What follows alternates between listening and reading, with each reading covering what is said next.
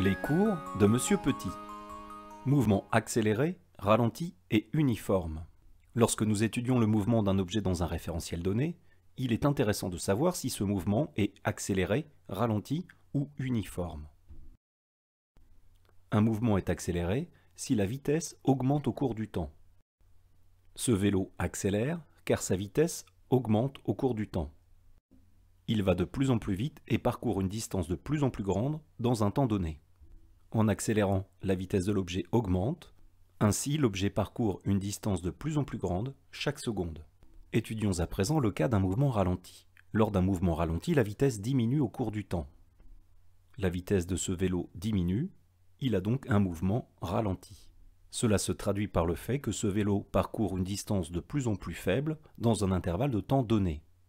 En ralentissant, la vitesse de ce vélo diminue, ainsi cet objet parcourt une distance de plus en plus petite chaque seconde. Pour finir, étudions le cas des mouvements uniformes. Un mouvement est uniforme lorsque la vitesse de l'objet reste constante au cours du temps. Ce vélo avance à une vitesse constante, son mouvement est donc uniforme.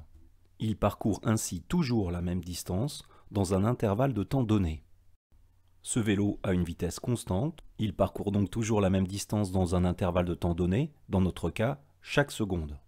Pour étudier facilement si un objet a un mouvement accéléré, ralenti ou uniforme, il est possible de réaliser une chronophotographie. Sur cette image, le même objet est photographié à intervalles de temps réguliers. En étudiant la distance qu'il parcourt entre deux clichés, il est alors possible de savoir si cet objet a un mouvement accéléré si la distance augmente, ralenti si la distance diminue, ou uniforme si la distance reste constante. N'hésitez pas à créer vos propres chronophotographies pour étudier les mouvements. Pour cela, je vous conseille d'utiliser l'application Cliché Mouvement, également appelée Motion Shot. Cette application peut s'installer sur tous les téléphones portables, mais également sur une tablette. Elle est très simple d'usage et vous permettra de réaliser facilement la chronophotographie d'un objet en mouvement. Cette petite vidéo est à présent terminée.